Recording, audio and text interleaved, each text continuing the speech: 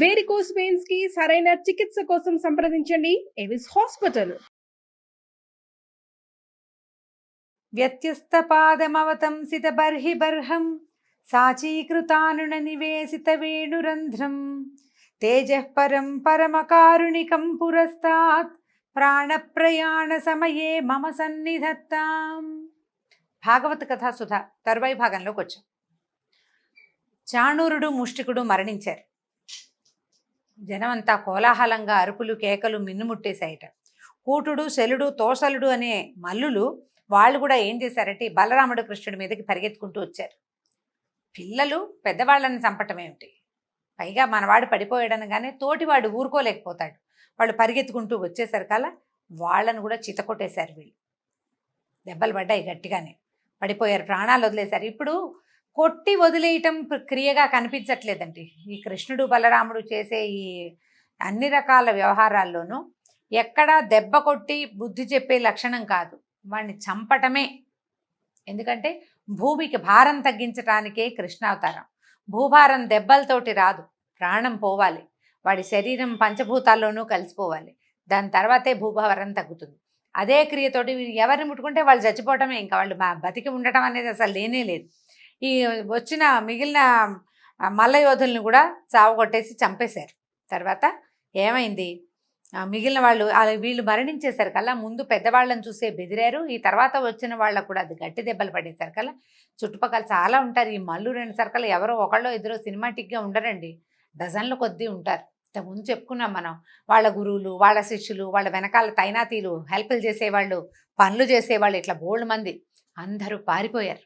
ఈ మల్ల యోధులంతా కలిసి వచ్చి ప్రాక్టీస్ చేసేది ఒకటి ఉంటుంది, ఆంగణం లాంటిది. అక్కడ ఉన్న వాళ్ళంతా వచ్చేసి వీళ్ళ పక్కన నుంచి ఉంటారు. వీళ్ళ పార్టీ అందరికీ భయంగానే ఉంది, అందరికీ భయం వేస్తోంది. ఈ భయంతో అందరూ పారిపోయారు, ఎవరి దారిన వాళ్ళు. ఈ యుద్ధంలో ఎవరైనా గెలవంగానే ఏం చేస్తారు, మంగళవాద్యాలు మిన్నుముట్టుతాయి, బోళ్ళంతా అంటే కోలాహలంగా చేస్తారు, వాద్యాలు మోగిస్తారు సంప్రదాయంగా. జయించిన బలరామకృష్ణులు ఇద్దరికీ వాళ్ళని అభినందించడానికి బోలెడన్ని వాద్యాలు మోగటం మొదలుపెట్టాయి. విజయాన్ని ఘోషిస్తూ వాద్యాలు, భేరీలు పెద్ద పెద్ద శబ్దాలతోటి మోగిస్తున్నారు. వాళ్ళతో పాటు ఈ వచ్చిన గోపబాలుడు బోళ్ళంత మంది వచ్చారు కదా పిల్లలు, ఈ తప్పెట్లు అవి మోగుతుండే సరికల్లా ఈ వచ్చిన గోపబాలురు అంతా కలిసి నాట్యాలు చేయటం మొదలుపెట్టారు. ప్రేక్షకులు వాళ్ళంతా కోలాహలంగా చప్పట్లు కొడుతూ విజిల్స్ వేస్తున్నారు, ఈలలు వేస్తున్నారు అనమాట. చప్పట్లు కొడితే సాధు సాధు, అబ్బో ఏం బలం, ఎంత యుద్ధం, పెద్ద పెద్ద వాళ్ళని మట్టి కనిపించారే అంటూ ఇట్లా శభాషని మెచ్చుకుంటున్న బోల్డ్ అంత కోలాహలంగా అయింది. ఈ అభినందన శబ్దాలని తట్టుకోలేకపోయాడట కంసుడు. ఎందుకంటే ఈ అభినందన ఏమిటి, ఆయనకు మృత్యుఘోషలాగా వినపడుతోంది అనమాట. వెంటనే వాద్యాలు ఆపండి అని అరిచి కేకలు పెట్టాడు. వాద్యాలు ఆగిపోయినాయి. సైన్యానికి అక్కడ ఉన్న బోళ్ళంతమంది సైన్యం ఉన్నారు కదా, వాళ్ళందరూ బెదురుతున్నారు.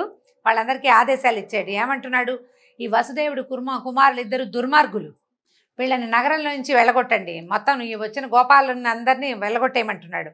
గోపాలుడు సొత్తంతా దోచుకురండి, అంటే గోపాలకుల దగ్గర ఉన్నటువంటి పశు సంపదని దోచుకొచ్చేయండి, నందుడిని బంధించండి. నందుడు అంటే బలరామకృష్ణుల పెంపుడు తండ్రి, ఆయన్ని బంధించాలి.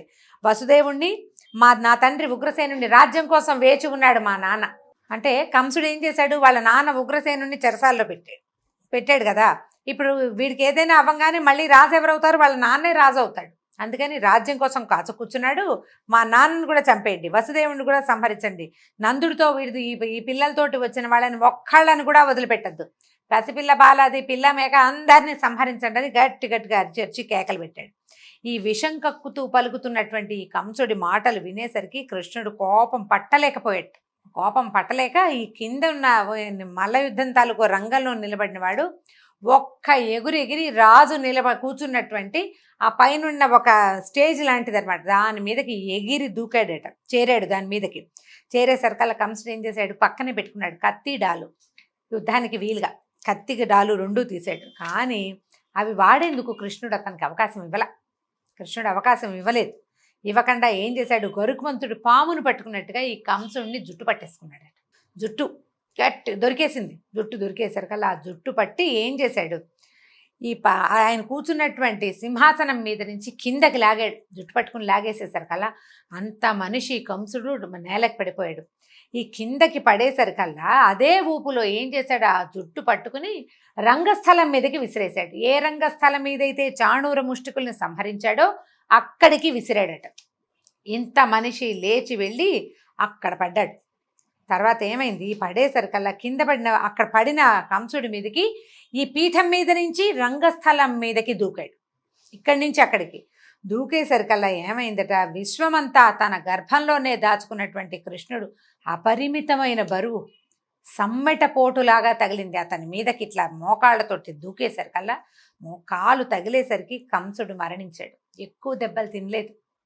జుట్టు పట్టుకుని లాగి ఇక్కడి నుంచి విసిరి ఆయన మీదకి దూకాడు కృష్ణుడు ఆ కంసుడి మీదకి.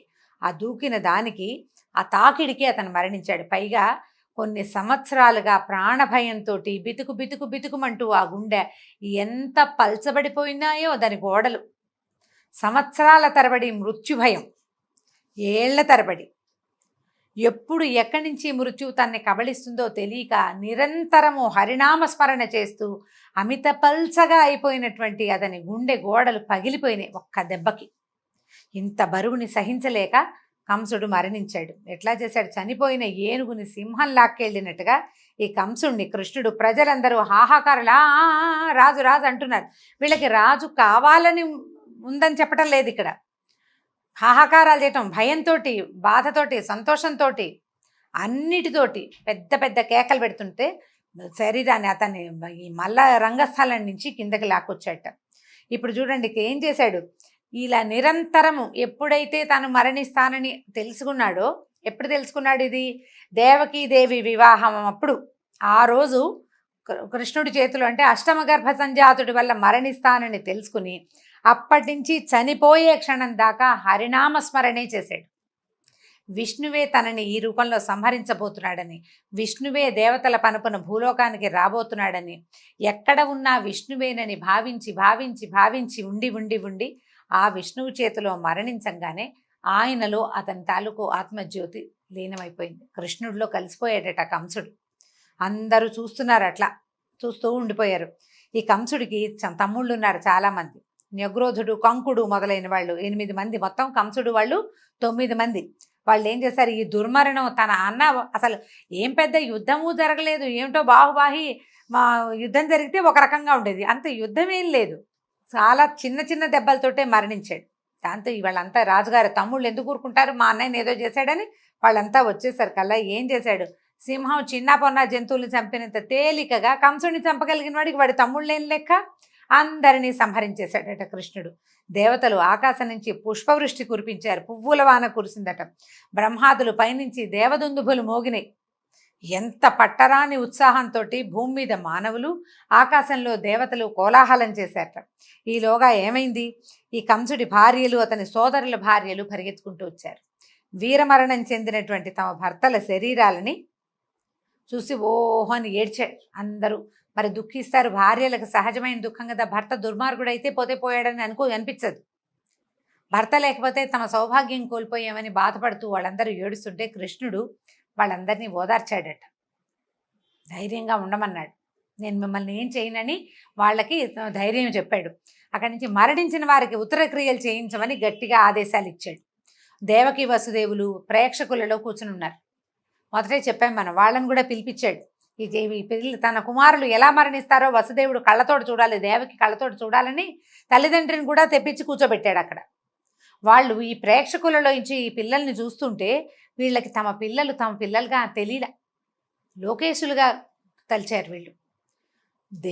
దేవతలే దేవుళ్ళే ఇలా దిగి వచ్చారని సంతానంగా భావించక వారి దగ్గరికి కూడా రాలేదట. నా పిల్లాడు ఇన్నేళ్ళ తర్వాత వచ్చాడని దేవకిదేవి పరిగెత్తుకుంటూ రాలా. ఆ ప్రేక్షక జనుల నుంచి అట్లా చూస్తూ ఉండిపోయారు. భగవంతుణ్ణి చూస్తున్న భావనతోటి అలా ఉండిపోయారట. అప్పుడు కృష్ణుడు తెలుసుకున్నాడు తన తల్లిదండ్రుల ఈ స్థితి. వాళ్ళకి ఈ సమయంలో వాళ్ళకి తత్వజ్ఞానం కాదు తెలియాల్సింది, భగవంతుడిగా తనని తెలుసుకోకూడదు, వాళ్ళకి సంతానం అవడం కోసమే కదా తను పుట్టింది. అందుకని ఏం చేశాడు, లోకాన్ని మోహంలో ముంచేసేటువంటి తన మాయతోటి వాళ్ళ ఆలోచనల్ని మార్చేశాడు. విష్ణుమాయ మళ్ళీ వాళ్ళ మీదకి కప్పేలాగా చేశాడు. అప్పటి వరకు లోకేశ్వరులుగా కనిపించిన పిల్లలు తమ పిల్లలుగా, పసిబాలురుగా, ఇంకా పాల్గారుతున్న చెంపలతోటి ఉన్న పిల్లల్లాగానే అనిపించారు. వాళ్ళ దగ్గర పరిగెత్తుకుంటూ వెళ్ళారు అబ్బాయిలు ఇద్దరు. అప్పుడు తల్లి దుఃఖిస్తూ, నాయన ఇన్ని సంవత్సరాల తర్వాత ఇట్లా నా పిల్లల్ని చూసుకోగలిగానని దేవకిదేవి ఆనందంతో సంతోషం పట్టలేక కుమారులిద్దరినీ కౌగిలించుకుని ఏడుస్తూ ఉండిపోయిందట. వసుదేవుడు ఇన్ని సంవత్సరాల తర్వాత పసిపాపడుగా ఒక పిల్లవాడిని ఇక్కడి నుంచి తీసుకెళ్తే గర్భస్థ శిశువుగానే పిల్లాడిని ఇంకో దారి పట్టించారు. ఇలా పుట్టకముందే ఒక పిల్లవాడు దూరం అయితే పుట్టగానే ఇంకొక పిల్లవాడు దూరం అయ్యాడు. ఇన్ని సంవత్సరాలు ఈ క్షోభని అనుభవించాల్సి వచ్చిందని దుఃఖపడుతూ భార్య పిల్లల్ని సంతోషంగా చూస్తూ ఉండిపోయాడట. ఈ రోజుకి భాగవత కథా సుధని ఇక్కడ ఆపుదాం. మళ్ళీ వచ్చే భాగంలో కృష్ణుడు దేవకీ వసుదేవులతోటి ఏమన్నాడు, ఉగ్రసేన మహారాజు ఏం చేశాడు, రేపటి భాగంలో తెలుసుకుందాం. నమస్కారం.